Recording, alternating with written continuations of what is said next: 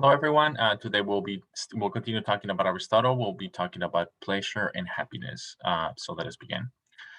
Aristotle provides us a classifications of the different kinds of pleasures that there are, and here's what he thinks the right way of organizing pleasures is. And crucially, this way of classifying and organizing them is a way of putting them into a hierarchy in terms of the least valuable and the most valuable, or the least conducive to happiness and the more conducive to happiness the pleasures might be. So here's Aristotle's classification of pleasures. First, at the lowest, the least valuable kinds of pleasures are the pleasures that the sick experience, which are really kind of pseudo pleasures. And the reason they're pseudo pleasures, not really pleasures, is because they arise out of deficient function of the organs. And we'll look at that later. But the kinds of pleasures he has in mind here are things like things tasting different because you're ill, or even just the pleasure of recovering from an illness or something like that. There's something that the illness is distorting the way in which the normal operations of the sense organs work, and it's giving you something that looks a little bit like pleasure. So there's a value there, but it's kind of uh, barely pleasures. It's pseudo pleasure. Next is number two, a little bit higher than that, are the pleasures of food, drink, and sex. And what Aristotle is thinking here is the mere bodily satisfaction of those very primal drives. Right, so you might think that, hey, wait a minute, like sex can be an expression of love between people. Drink and food can be like a higher cuisine kind of artistic activities, appreciation of great works of I'm sorry, great drinks or great dishes. It's something valuable. More why is it so close to the bottom? We'll get to that soon. At this point, the thing to notice is that category two is kind of the more raw, just satisfying of basic desires. That's the idea. So three, I'm lumping two things here into three. The aesthetic or artistic sense pleasures. And here we get Aristotle thinks that there's a difference between the senses of touch and taste and the superior senses of sight, hearing, and smell. He has a story to tell. We don't have to worry about that. But the point is that here we have more artistic appreciation that comes through sense perception. And the kinds of pleasures the one gets out of this kind of artistic appreciation that is mediated by the senses, it's better than the mere raw satisfaction of food and drink, for example. And finally, at the top of the list is are the pleasures of the mind. And an example can help here. So think of a great dish, right? A dish that is made as part of this wonderful culture that embodies a lot of important values and as a cultural expression. It takes a lot of dedication and effort, and there's a lot of art, connected with this particular dish. Now think of different people enjoying the dish. Person number one does not really care, does not understand the culture, does not understand anything about cuisine. They're hungry. They want to satisfy their hunger, right? That's what they're doing. So they sit, they start just eating very quickly, satisfying their hunger. They don't look at the color, they don't look at the display, they don't look at the elegance of the presentation of the food. They don't stop to savor the food. They just they consume the food to satiate their hunger. There's a pleasure there, and the pleasure is the pleasure of category two. Like there's this mere satisfaction of hunger. Now, a second person might have that pleasure, but also the pleasure of three, the aesthetic appreciation. So this second person might take their time, might make sure that they savor like the flavor of the food, might look at the presentation of the food, the contrast of colors, like kind of the artistic display that happens there. So might appreciate in sight and taste and smell, perhaps, and so on. Several elements in the dish that the first person didn't. I mean, it's the same dish, but this person is attuned to, is sensitive to artistic elements that are kind of mediated by the senses. So there's a kind of pleasure there too. And this second person is enjoying the dish in a way in which person number two is not. So there's this pleasure that the second person has that is even better. So suppose the third person comes in, and this person has a much more knowledgeable understanding of the culture, like the effort it takes to, like the kind of the artistic elements behind the making of the dishes. So has a much more kind of conscientious understanding of what goes into the dish. Perhaps that is involved in some kind of an important religious ritual or something like that. Right? There are these layers that can only be appreciated by the mind, just the senses involved in this dish, that this person, the third person, recognizes and appreciates as well, is attuned to, is sensitive to those elements in the dish as well. Much like second person, they slow down, they savor the dish, they appreciate the presentation, and so on. Uh, what Aristotle is pointing out is that the first person is having some pleasure, but it's a pretty base, not as valuable pleasure. The second person has the same pleasures and more, the artistic, mediated by the senses pleasure. It is the third person that fully appreciates what's before them. It is the third person that has the best kind of pleasure. It has the other two, but it has a third, more important one, which involves the involvement, which requires the involvement of the mind. It is the pleasure of the mind, of the grasping of the relevant things that we discussed, and that's what gives the third person like the better kind of pleasure in that particular activity. And here's what Aristotle says about pleasure in general. So all these are classifications of pleasures, but they can all kind of be lumped into this one. A general account, says Aristotle. Here's what he writes. Quote, each sense has a corresponding pleasure, and so does thought and contemplation. Each activity is pleasantest or more pleasant when it is most perfect, and it is most perfect when the organ is in good condition and when it is directed at the most excellent of its objects. So the thought about it being pleasantest or more pleasant, it's both in terms of intensity and just in terms of quality. It's just a better kind of pleasure. In the example I gave you about the dish should give you a sense of that, right? The more your organs are in tune to, the more goodness or the better the value of the thing that you're doing, the nature of your activity, the better the pleasure will be. So that's the point here that Aristotle's making. The activity, whatever you're doing, is most pleasant when the object of your activity is more pleasant. If you're reading a book, for example, in the book you're reading is kind of just a cheap novel that there's not a lot of literary value in it. The kind of pleasure you're get some pleasure out of it if it's a decent book. Uh, it's not going to be as qualitatively valuable as if it's a great piece of literature, just a wonderfully written book. In both cases, it's reading a book, that's the activity, but it is the value or excellence of the object of the activity, namely the book, that makes your activity of reading the book more valuable and the pleasure that you derive in it more pleasurable. And again, it can be in terms of intensity or just quality, it's just a better kind of pleasure. So that's what's happening here. The last sentence, it says that the pleasures perfects the activity you're undertaking. And that's harder to make sense of, but an example can help. So here's the example. Think of the activity of drinking wine. If you do not enjoy it, that is, you drink the wine, you don't like it, like, oh, something's not right. Aristotle thinks there are really just two options that explain why you didn't enjoy it. And option number one is that there's something wrong with your palate, right? Your taste buds are amiss. Maybe you burn your tongue or you're kind of ill, and then there's something wrong in your mouth. That's one possibility.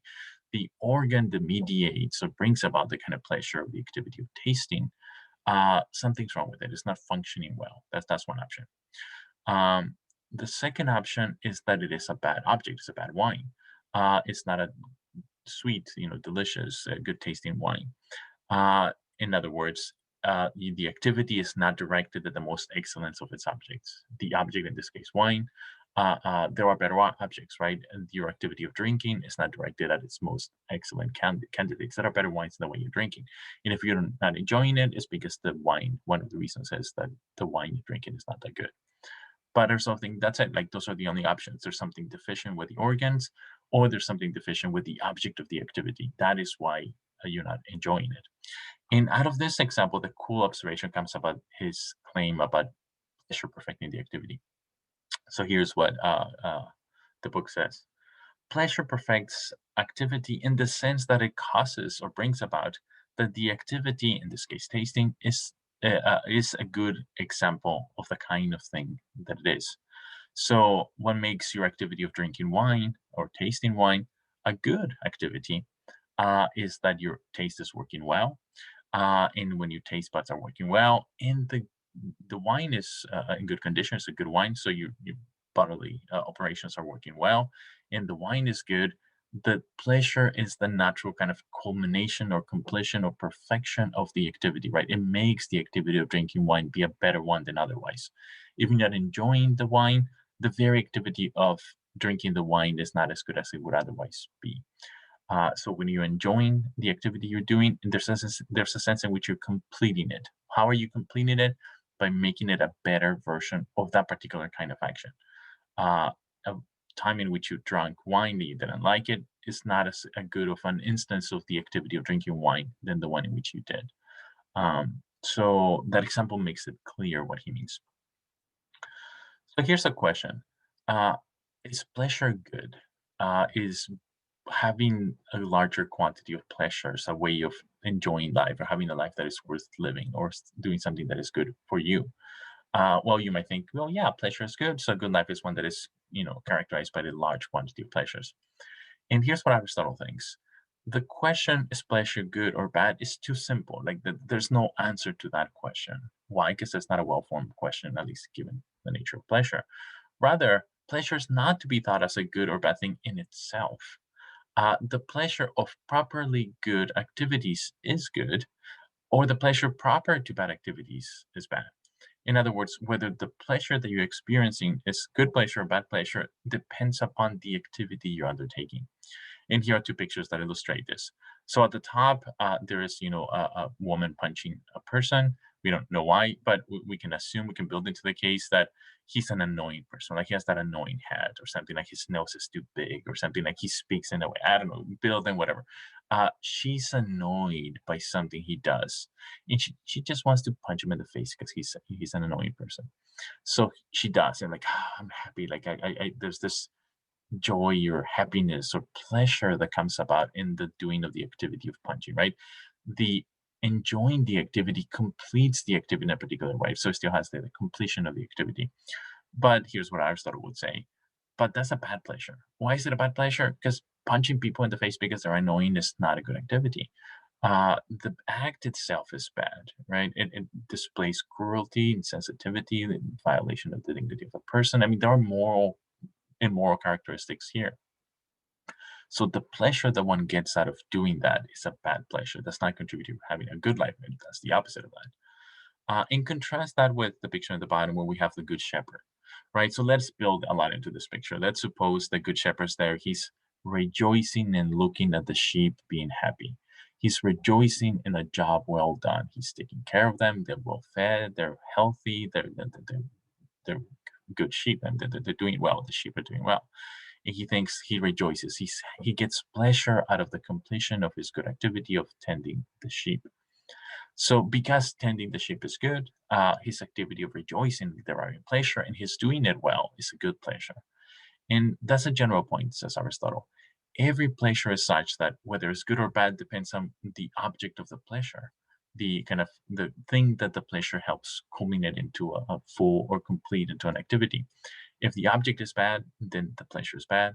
In the If the object is good, then the pleasure is good.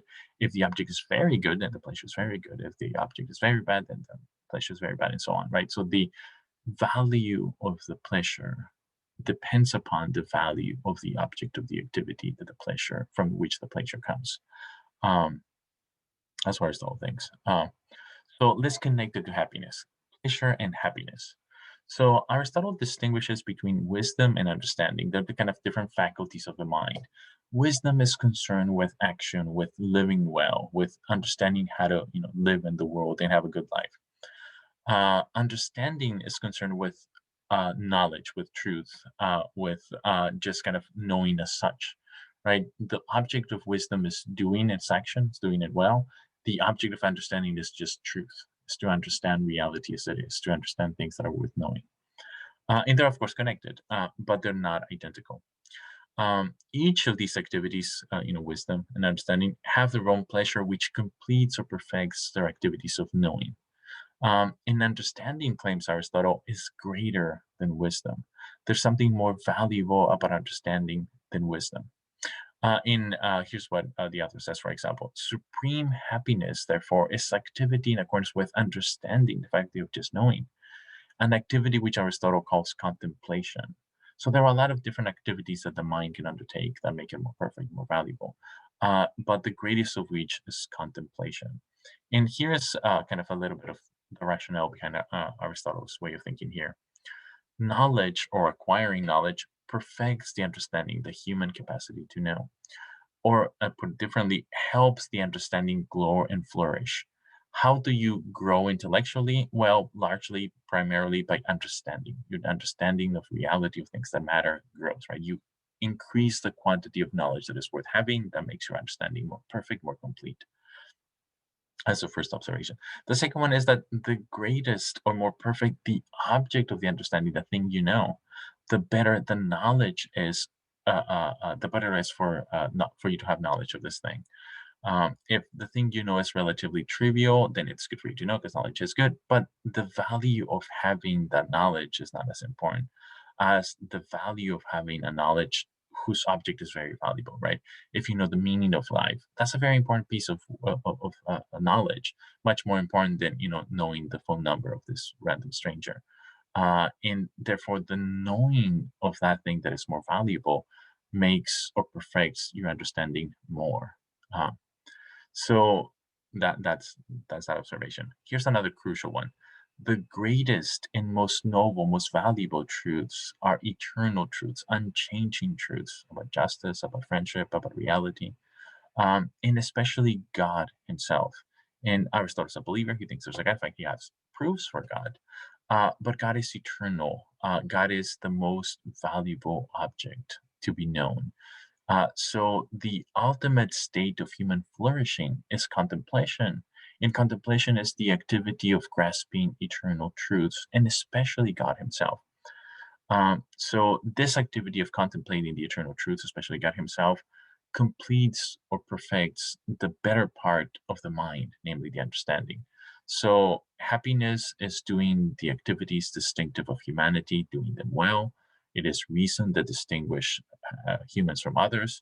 Reason itself has multiple components, wisdom and understanding being two of those. The greatest of those components is understanding.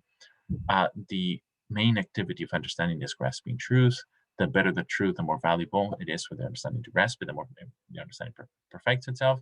So the greatest truth is God. To contemplate God and eternal truths is to perfect the understanding to its maximal state. It is the greatest state of flourishing of the individual because it's the best part of the human, and it's the best activity of the best part of the human. So you see how like Christians are going to love this stuff, right? You see how Aristotle is going to play an influence in Christian thinking. It's going to be incorporated into Christian thinking.